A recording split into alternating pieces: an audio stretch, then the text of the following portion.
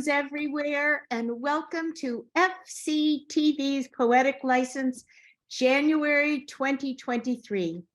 This is a virtual open mic where we share live original poetry, prose, comedy, and acoustic music. My name is Donna Shear, and tonight's suggested theme for the first month of 2023 is Clean Slate. Thank you, Tony Sedera. Tony's a very busy man at FCTV. He wears many hats. And for us at Poetic License, he's our producer who leads us through the development, taping, and the editing of this show. We're grateful.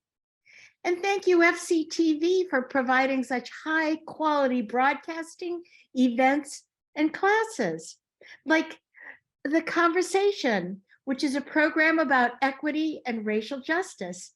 Right now, they're airing their 25th episode. It's on racism in the military. A reminder to everyone that FCTV is now available to view on Roku and Apple TV devices. Now, this next item, I absolutely love it. FCTV is putting together a Valentine's Day program featuring your stories about love in Falmouth. If you have a story, a love story, that you would proudly share, please get in touch with Queen Banda. She's the one who's organizing the event, and her email is queen@fctv.org. Love is meant to be shared. It's meant to be celebrated. So let FCTV help you share your story. The Falmouth Cultural Council has awarded FCTV a grant, which will allow us to offer a new class. It's for artists, musicians, and all creative people. It's called Streaming for Creators. In this one session class, you'll learn how to stream your craft online to reach new audiences. The class takes place on Sunday, February 26th at 5:00 p.m. Go to fctv.org for more information about this class. Now, there's so much good that comes from this nonprofit organization. FCTV would very, very much appreciate your support. And one way you can do this is by joining the FCTV family by becoming a member. And remember, membership is still only $30 a year. Okay, let's see. Happy New Year, my friends here at Poetic License. I'm so happy to see your smiling faces, and I can't wait to hear what you're going to do for us tonight. It's time for your creative shares. When I read your name, unmute your mic. Please repeat your name. Everyone has a 4-minute time slot.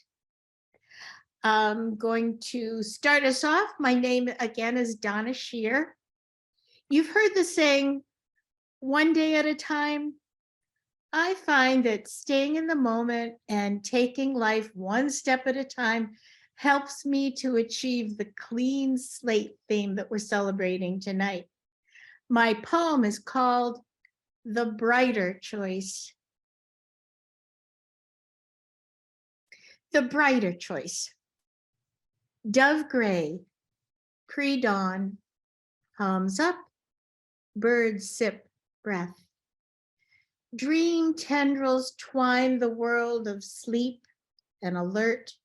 Between shadowy nights and morning sheen, a space opens up where nothing is inevitable. Pray, arms stretched wide to the sides, chest thrust, back arched, heart twirls at the center, a sun. Like a broom in the grip of choice, sweep your light from hub to golden furrows. Swish towards every corner, swoop and surge into every crevice, every cranny.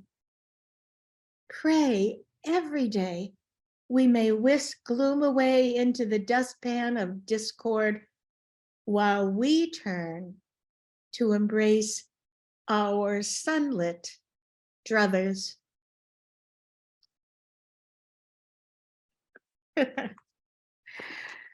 All righty. Oh, I'm so happy to see everyone. Let's see. First up, oh, goody, Rosemary Moeller. How are you, Rosemary? I am very, very well. Thank you. It's so good to see you all. My name is Rosemary Dunn Moeller, and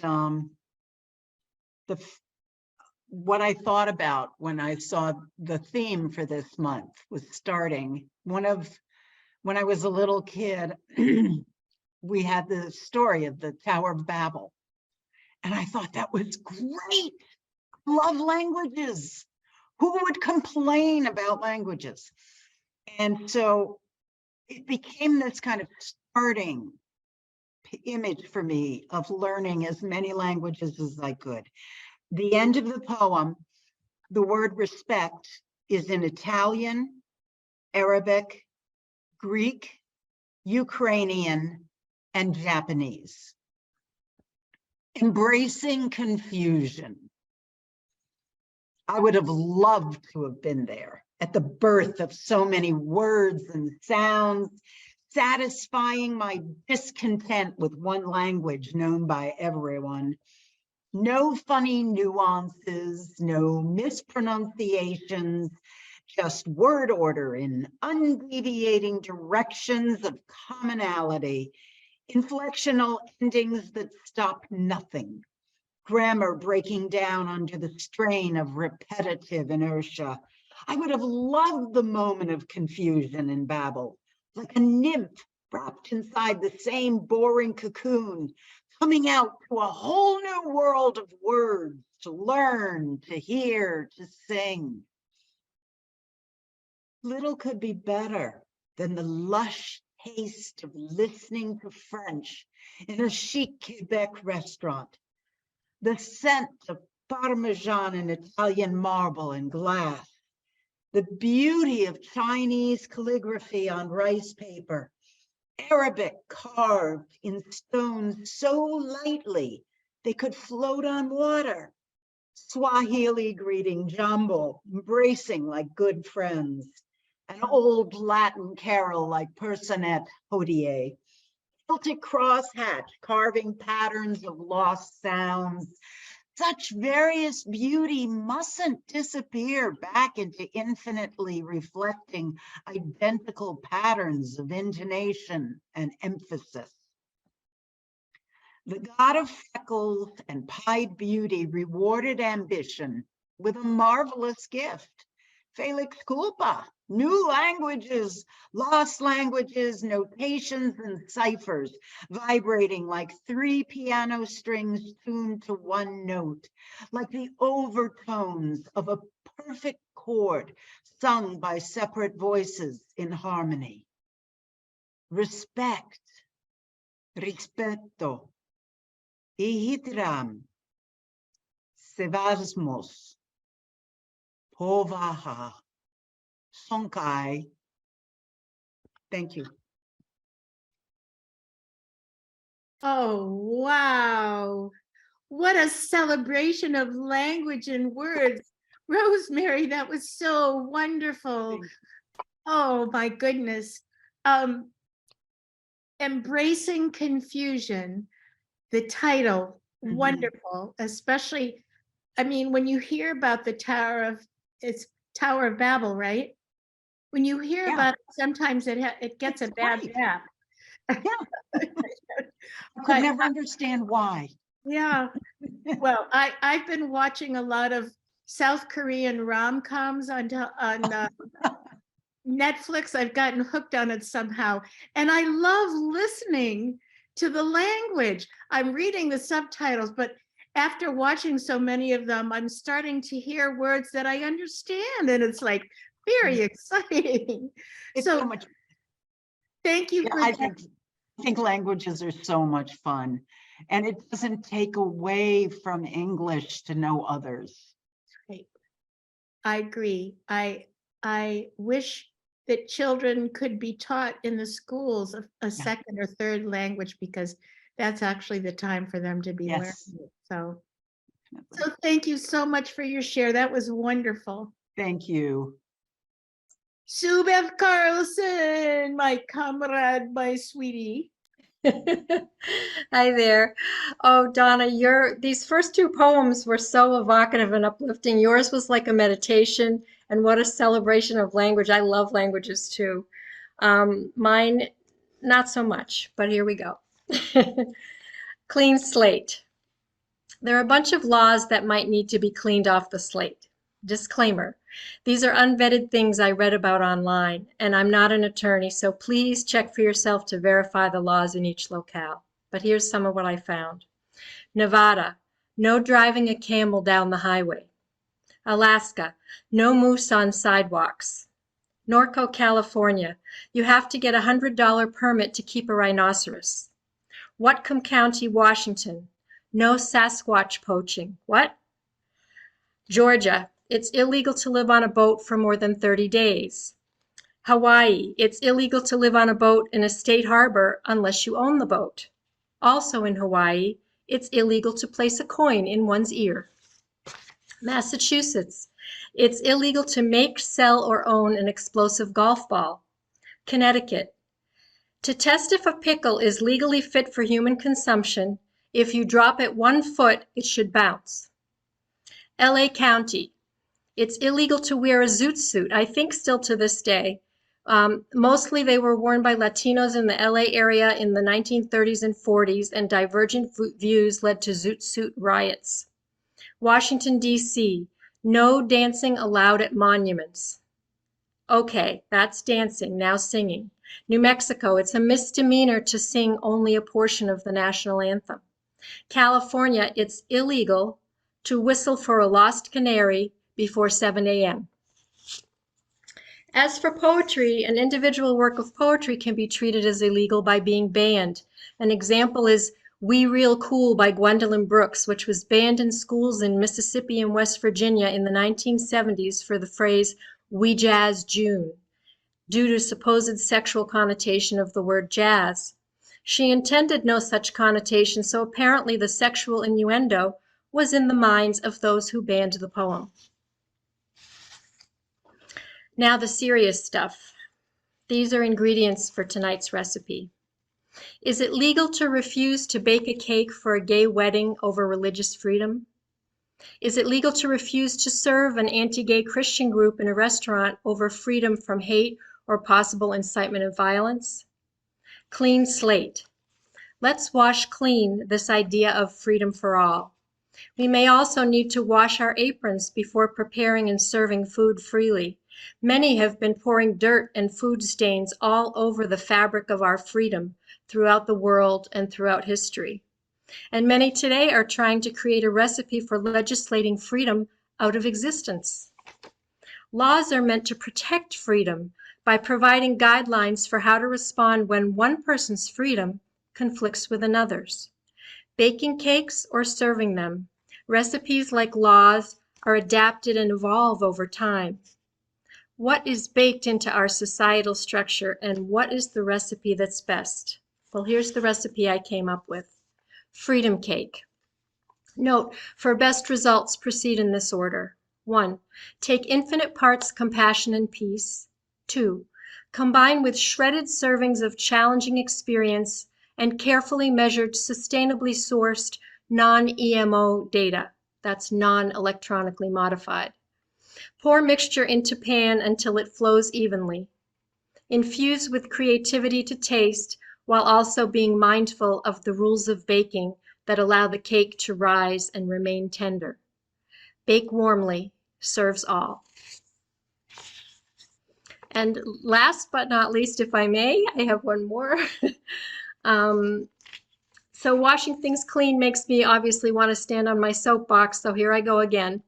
It's time to wash clean all stereotypes and harmful black and white thinking and notice the shades of red. And after it's washed clean, how will you redress your vision of red? Sensibility and sense. Less than 2% of the world's population has red hair, making it the rarest color in the world. It ignites one of the few forms of prejudice against a minority that is still considered acceptable. People gleefully poke fun at gingers. Clowns often sport bright red hair. Redheads are often presented as more offbeat, creative, hot-headed, sexualized, emotional, and sensitive. I am among these sentient beings. Yes, research has shown that people with red hair experience physical sensation differently than others. My sensibilities lie somewhere among Galileo Galilei, Washington and Twain, Athena and Aphrodite, Eve and Adam, Vince van Gogh and Prince Harry, all redheads. I feel defined by my red hair, whether I want to be or not. Red means communist, Republican, or one of three united colors in the American flag. Red means defective, or a cherished, unique creation of nature. Red means repulsive or enticing. Red means anger or the color of love. Red means bleeding or the sunset's vibrant watercolor flowing into the canvas sky. Thank you. Wow. Wonderful, wonderful shares. First of all, I have a jar of pickles in my refrigerator. I think I'm going to go try that out just to make sure I'm okay here. And I love the freedom cake, the ingredients and the way that you put it together. Just wonderful, wonderful, wonderful. And I think your red hair is absolutely gorgeous. So you are. It's hard to know if you are a minority or not, but I hope everybody can treasure your hair because it is gorgeous. Thanks so much, Sue. John Jackson. Hello, hello. Hello, hello, hello. Where are we? Okay, so it's been 2 months almost. So I had to edit some things. Drag racing is one of those deals to see who's the fastest on wheels. I think it's more fun to watch the men run in makeup and dresses and heels. Limerick, there it is. Limericksofprotest.com. That's my gig. I do news limericks when I feel like it, and there's been some news items in the past month and a half. 17 guilties for Trump Organization, for tax fraud, and for tax evasion. What will Donald do then? Deny that he knew them, like in every similar situation. Simultaneously clear and opaque, Arizona Governor Kari Lake. Candidate of Trump's choosing is not finished losing. Well, she should be. That's just a mistake. Your favorite president has spoken by his trading card or non-fungible token. Although it's not fungible, his fan base is spongible. More evidence that the Trump brand is broken. Oh, and then there was that little other election that sort of happened. The House votes on the person it sends as House Speaker on who protocol depends. As they called the roll in, couldn't claim it was stolen. McCarthy doesn't have enough friends. Some joke that McCarthy is toast, but he will not give up the ghost. Each tally falls suit on his becoming a crouton. Breadcrumbs is what he fears most. Yes, this story went on for a week, so did I. The Speaker of Trump's very own choosing is taking one hell of a bruising. The moral of the saga, the party of MAGA is completely obsessed with not losing. Election deniers showing ill will, occupying, rioting Capitol Hill. The violence may look from the same playbook, this time playing out in Brazil. Former Vice President Biden. They found documents marked classified and his lawyers disclosed. Might it be supposed that no one was trying to hide him? Stop everything, the FAA flashed, and everyone's schedule is trashed. The alarm sounded, all planes were grounded, but software the only thing that crashed.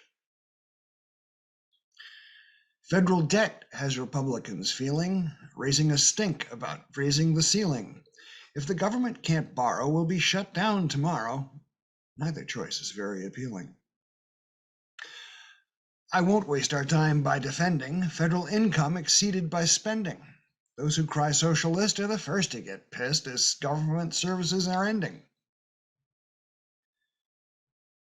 Yesterday, the radio was on.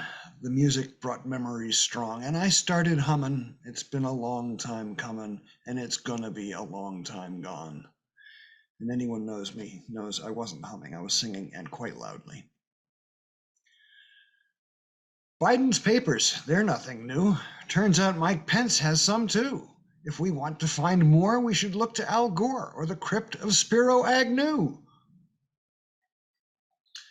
True story, I asked to get a book at a bookstore and she ordered it for me. And when I went there, she said, well, it's here, over there, in those cartons, which I haven't been able to open. So I found something else, and she said on my way out that I should write her a limerick. The Market Street bookseller talks about all the books that she stocks. We can help ourselves to what's on the shelves, but what I wanted is still in a box. Okay, a couple of side items. Didn't stop to think this one true. What was wished for suddenly came true, quicker than expected, and all those affected wait to see just what the wishers will do. And some musical acoustical dorks set pitch with good tuning forks, but o'ercome by mirth they sing happy birthday as if tuned by cheap plastic sporks.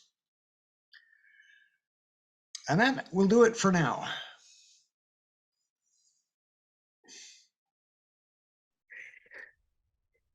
I won't say more, save some for next time. And you win for using the words crouton and spork in poetry. I also used the word alarum because the word alarm, which would have done the same thing, was short by one syllable. You're the master. We bow down to your limericks. Thanks, John. Oh, Lisa Cantor, I'm so happy to see you here tonight. I've missed you. Hi, everyone. Hi, Donna.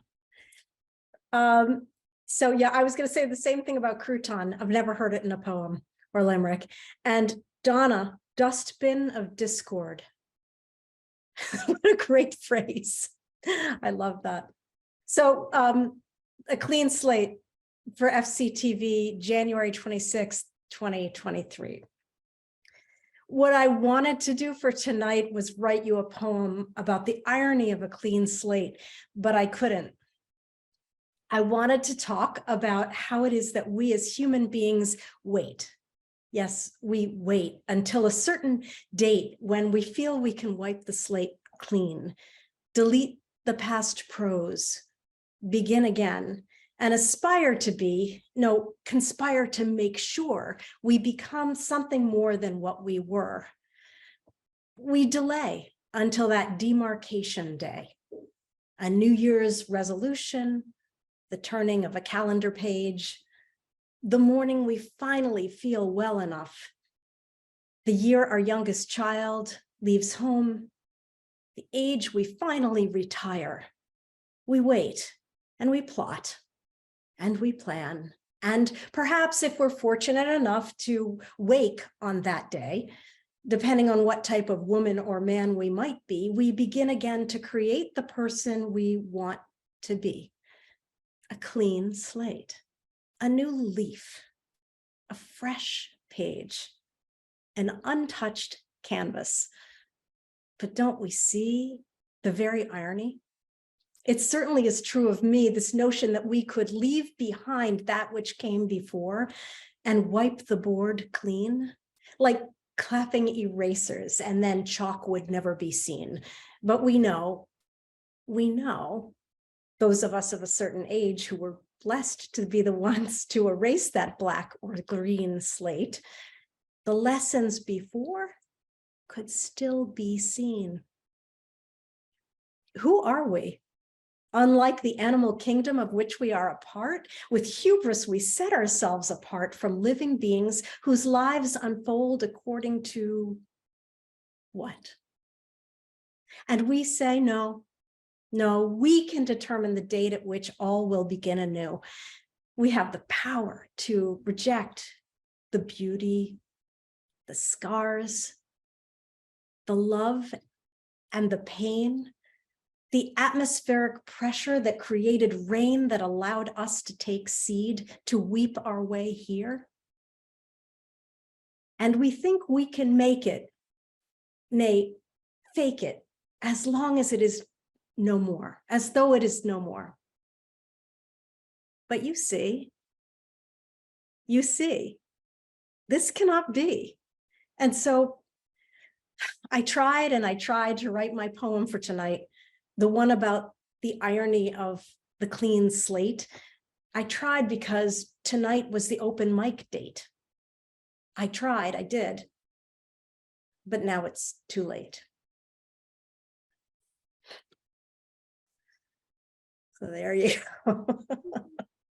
Yay, Lisa. That was awesome. Yeah, I loved your image of the chalkboard because, you know, that ghostly writing that, of course, kids today don't know what chalkboards are, but we remember what they were. Most of us do, I guess, but that was absolutely wonderful. And it is ironic that people say, you know, I'm going to be the person that I want to be instead of being the person they are and being the way they are because of all the stuff that's happened. Yeah. Absolutely lovely, lovely. I took so many tries at this, and it was about an hour and a half ago. I said, you know what, just tell them what you wanted to do. And then so I just wrote it down as though that's what I wanted to write. So that's what you got tonight. Well, thank you. It's nice to see you all. It was wonderful, Lisa. And you can always turn it into a prose poem, depending on how you write it on the page. Just a thought. It was Nice. wonderful. Thank you. Whoops. Thank you. Sorry for that noise. And we have Patricia Austin. Hello, Patricia. Hello. All right, I'm Patricia Austin. Lisa, that was fabulous. My goodness, every single poem today, I'm so humbled. I don't know if I can do this. My goodness. I have 3 short poems for the theme Clean Slate. 2 are titled and 1 is not. Change that thought. Some just generate as they go. Make it be happily so. They don't seem to need to know how, who, why, so what will flow. They don't have stuff to get in the way, just intention and desire and a love of the day. No shoulds or shouldn'ts, coulds or couldn'ts, woulds or wouldn'ts to rewrite the play. We're told faith, minuscule as a mustard seed, will make the mountain appear or recede. Can that be all we really need? A clear channel free of our debris through which all that is allowed to be the manifestation of our unique wishes.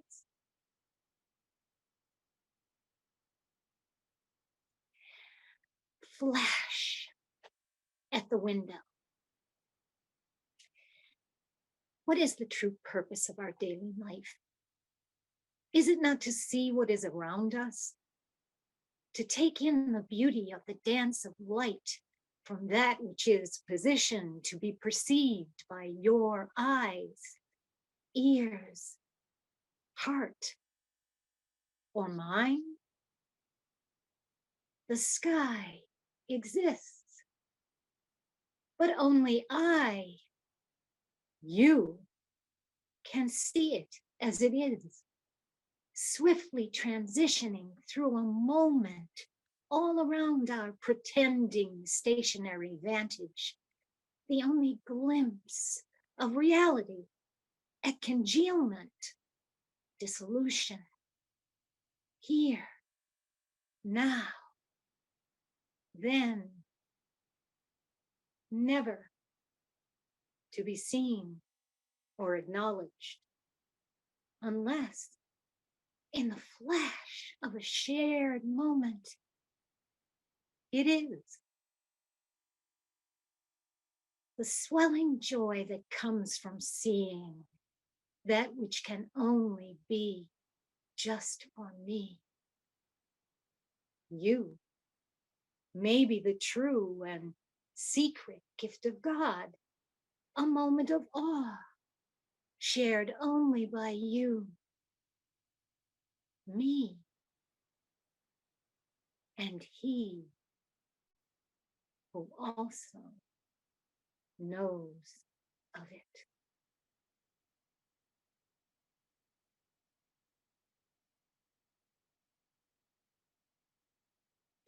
We live in a world that defies gravity.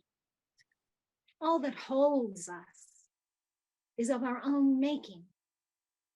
Look to the treetops for the love of ages, seeing into the past by way of the future.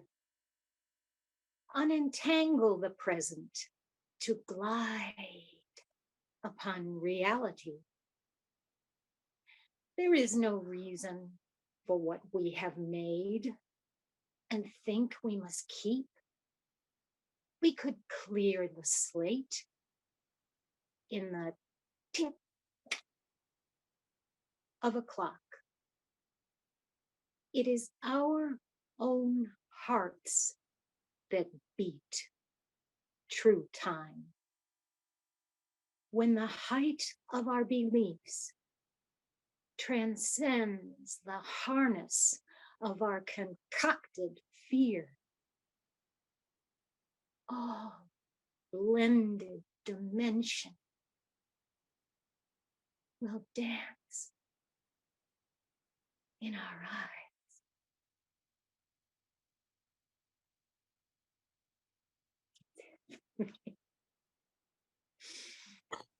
Thank you, Patricia. So gorgeous.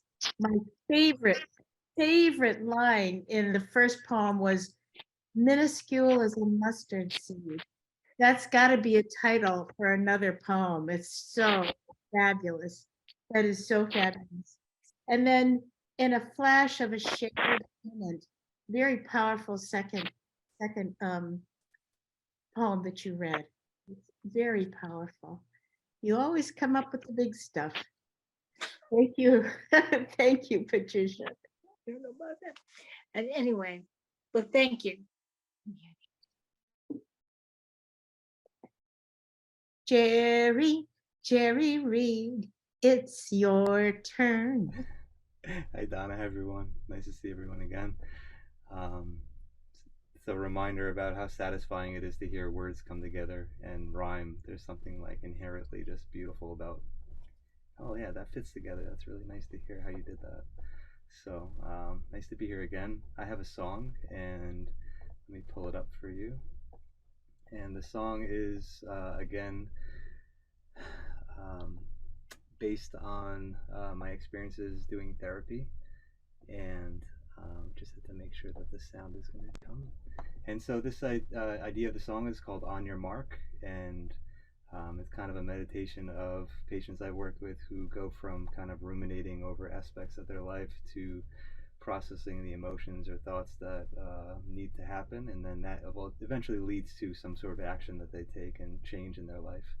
And so this is kind of the later stages of that change, kind of moving forward. So here it goes, and just give me a thumbs up if you can hear it so I can make sure.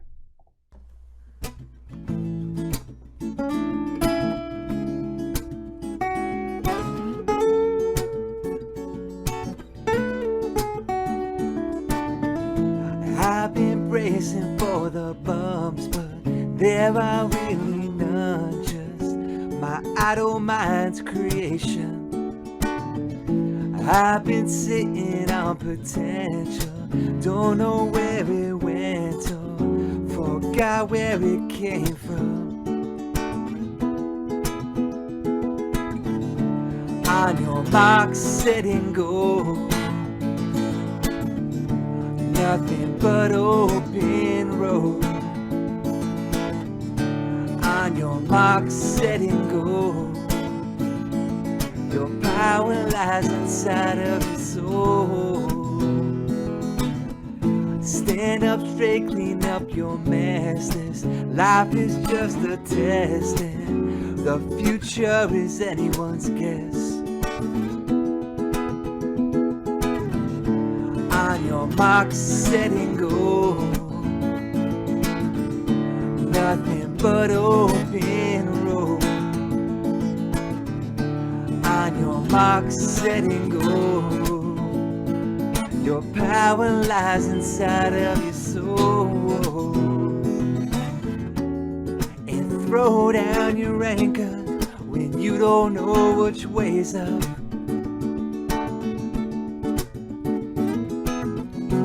And stop thinking, stop believing, you'll see what you are made of.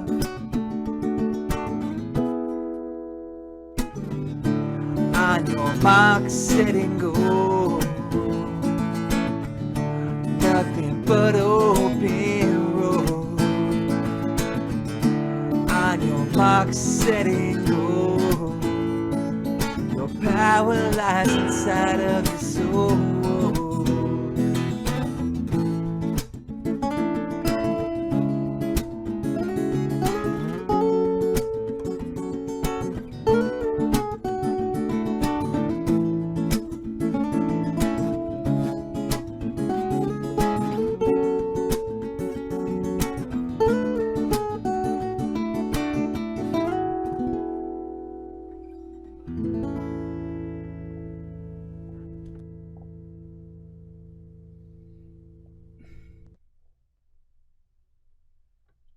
Beautifully done. Thank you, Jerry. Oh my gosh.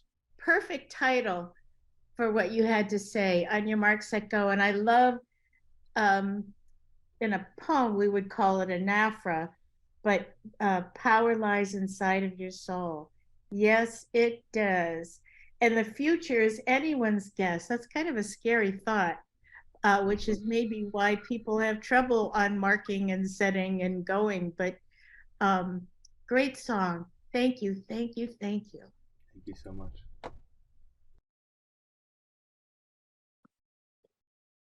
Jackson Gilman, hello, hello.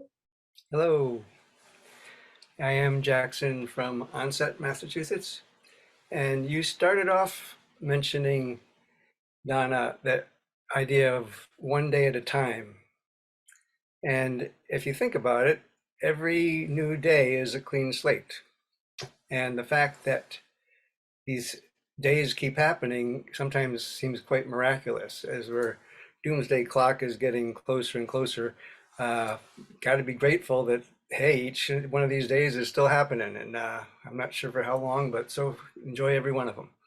So what goes into the creation of each day is the idea of this piece, which has quite a provenance. Maybe it was originally from Rabbi Nachman of Breslau.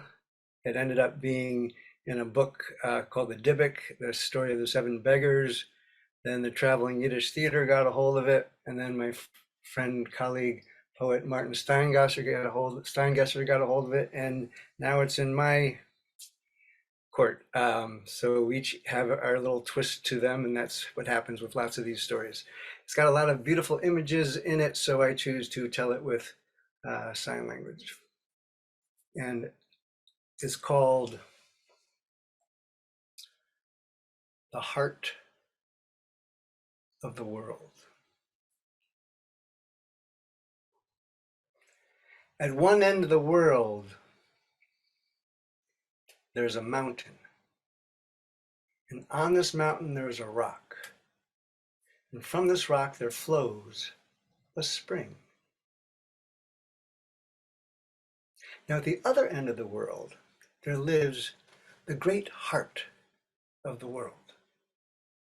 Now, you all know that each thing has a heart, and the world has a heart too, and it's beating. That's what keeps the world alive.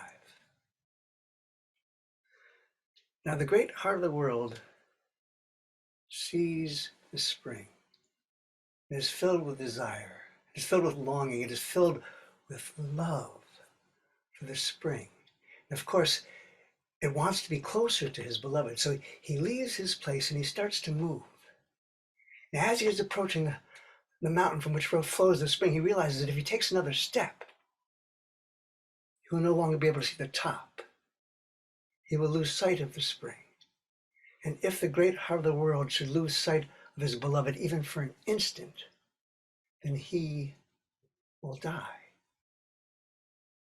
And the world will die. And all the creatures of the world will die. So the great heart of the world stops where he can still see the spring. And now all he can do is look. He can only look.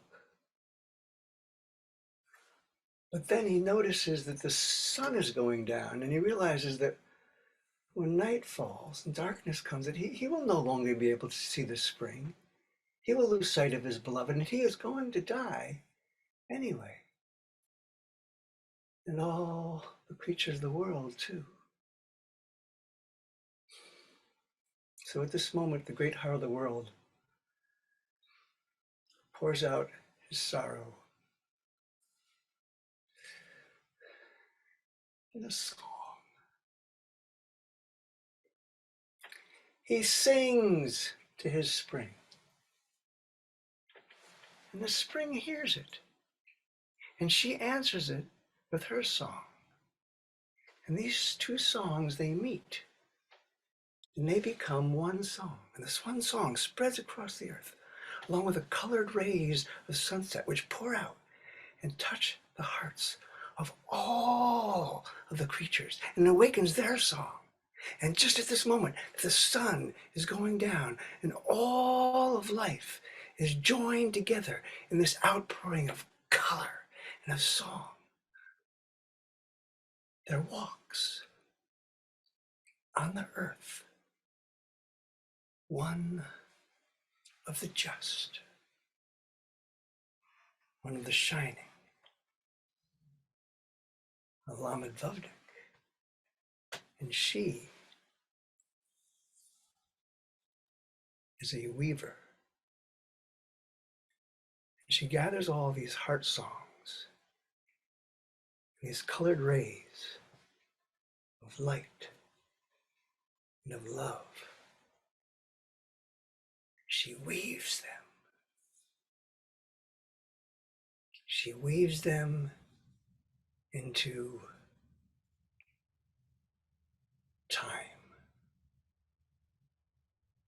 Just enough time to make another day. One more day.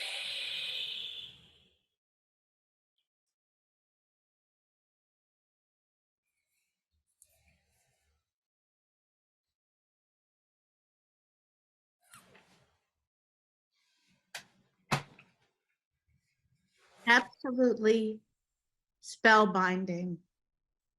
I couldn't look away. Jackson, you have such a talent.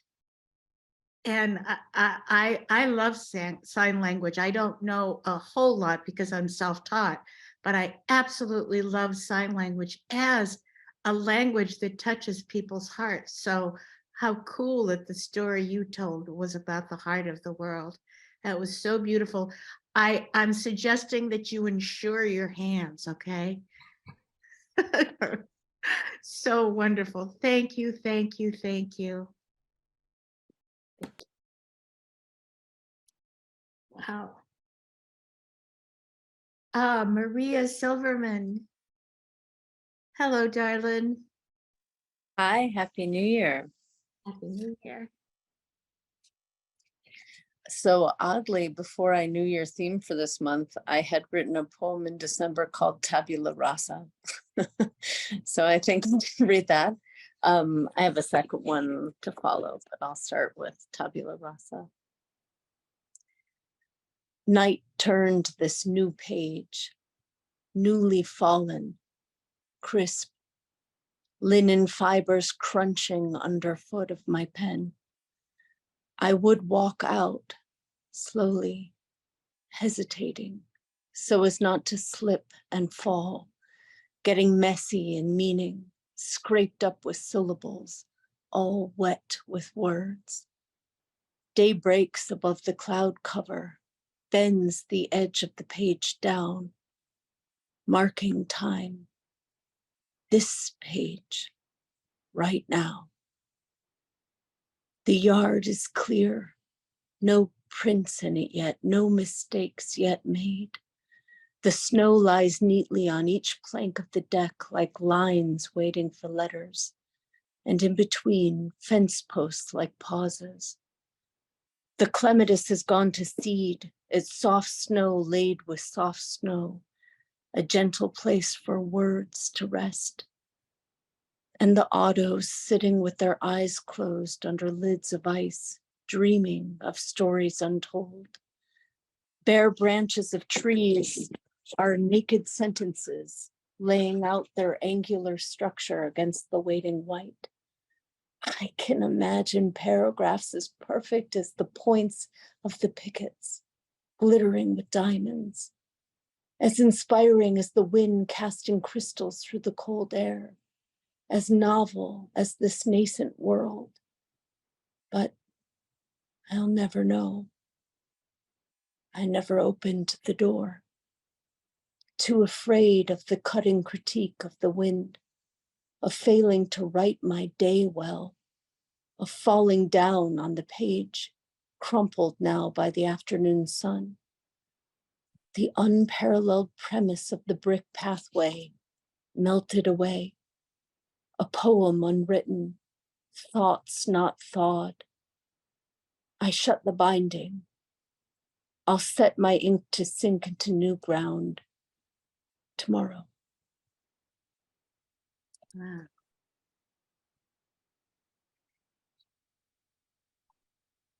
This next one is called Cartography, and it's about my 4-year-old Augie. When I ask in exasperation, "Why'd you do that?" he looks at me and says, "I'm still learning, Mama." And then I remember. And when I towel off his body still wet with wonder, I say, "Why are your feet so small?" "Well, Mama, I'm still growing." And he is. When I ask him to please go to sleep in the car, he declines. "No, I have to watch the road. I have to see where I'm going." And he does. He traces roots into the sand with uncalloused fingers. He sets up train tracks on the bed. He builds bridges in cities out of anything.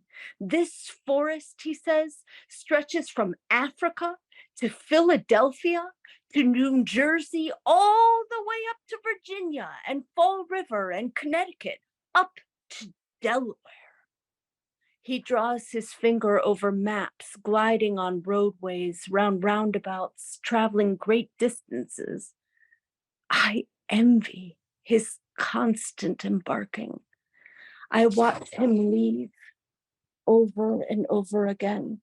He doesn't know yet there'll be places he won't get to. A safari, tour of India, cities he'll never see. St. Petersburg, Marrakesh, lists he'll never cross off. Maybe that was just me.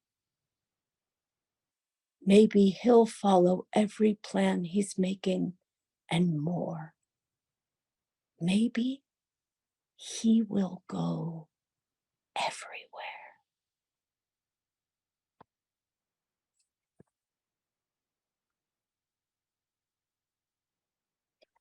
Wow, Maria, thank you so much.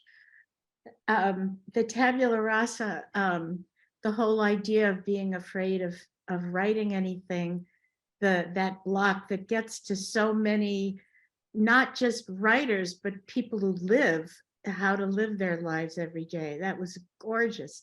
And then the wisdom of a child and his cartography, the map of the way the world looks to him.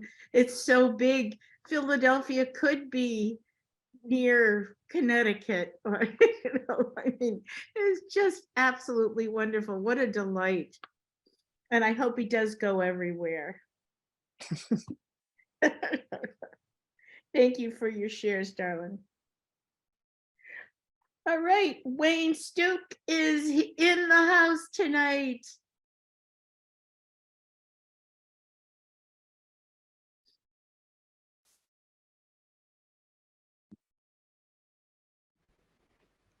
Yes, apparently I am. Now I am. No, no hope for my wife on that one. I did that button all by myself.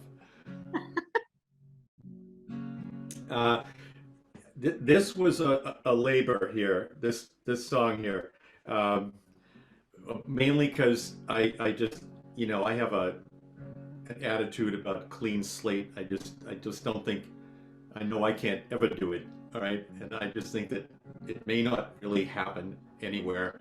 I look at the world and that's what this song is about. First, it's about me, and then it's about the rest of the things that I've observed over the past year or so. Can you hear me at all? Okay, thanks. Another new year. Here come the resolutions. Well, okay, I'll try to stop entertaining the many obsessive compulsion ablutions. But I'll never win this battle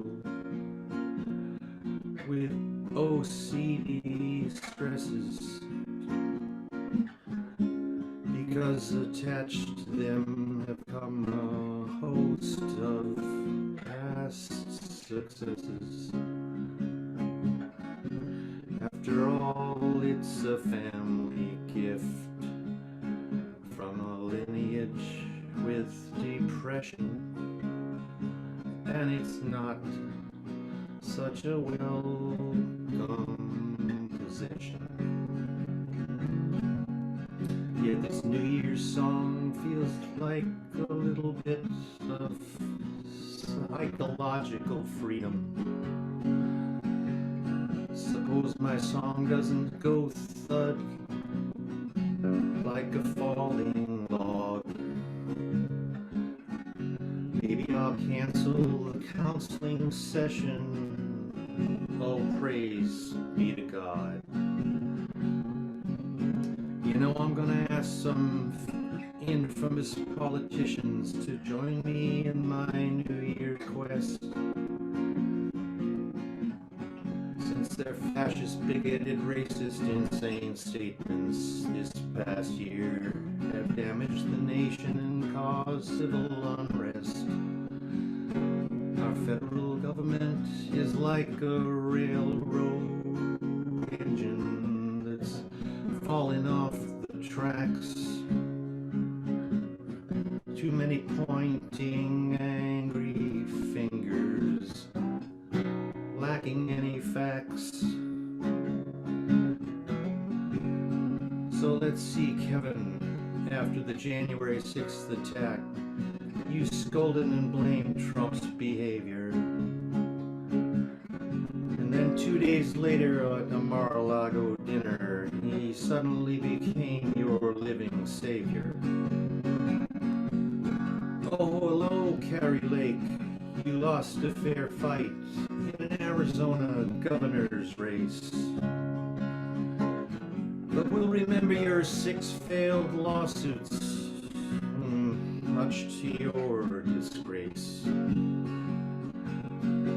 Yo, look at you, Marjorie Green. What's bugging you and you find very odd? No, dear, there are no spying microchips in COVID vaccines. We swear to God. Sunshine Ron and Cowboy Greg are at it again. Sending hungry light to immigrants to the vineyard on a southwest plain. But we know it was just a cute political stunt, and we'll remember you too, just like two brown political stains. But last and not least, oh, political podcaster, yay. Yea, thou walk through the valley of meth, thy brain deceiveth thee. Seek thy medical clinic again, okay? Oh, let's hope this New Year's is safer than the last. But if it's not, let's not replay those bad acts from the past. This old world will keep turning around, political winds and change will occur. So let's just set down a few rules for ourselves and let the last year's foibles go.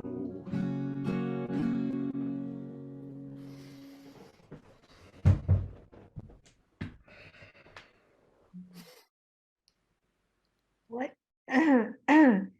should be called the sad ballad of the past year, 2022. And hey, look, you know what? What a nice contrast. I feel like this year is going to be a better year. That's because hope springs eternal, and it can't possibly be as bad as last year, at least politically speaking. I see light. I I see. do. It can't get any worse than this, That's right. unless we grow up. Oh, please. Thank you so, so much. It's so great to have live and original music on this show. It's just, you know, the people who write and the people who create music dear to my heart, and something different. Thanks. So Great poets here. thank you, guys. All right. I'm going to finish the night off. Can you believe we're done? Almost. My goodness. My final poem is also about having choices while choosing to slowly wipe the slate clean. It's called Messy Lament. And it's about how I am trying to make a clean slate of my home.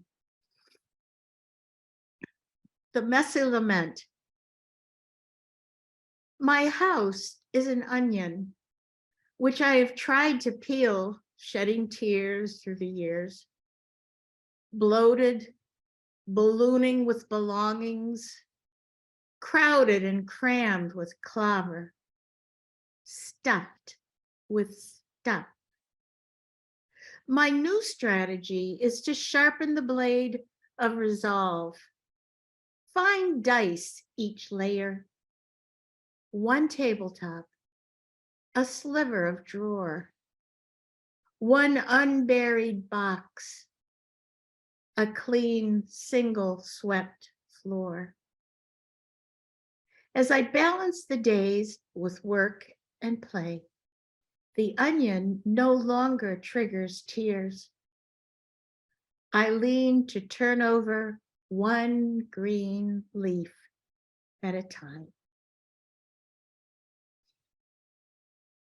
So there.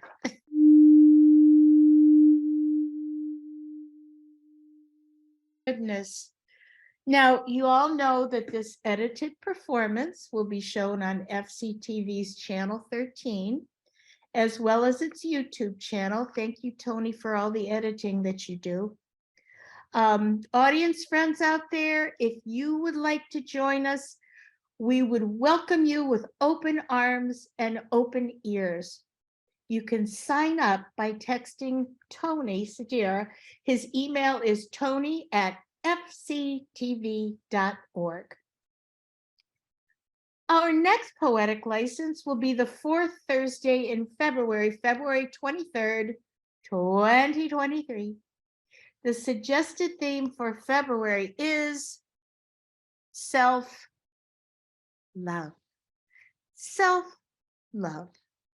It's the month of love, but I've been reading and hearing and know a lot of people who are focusing on self-love.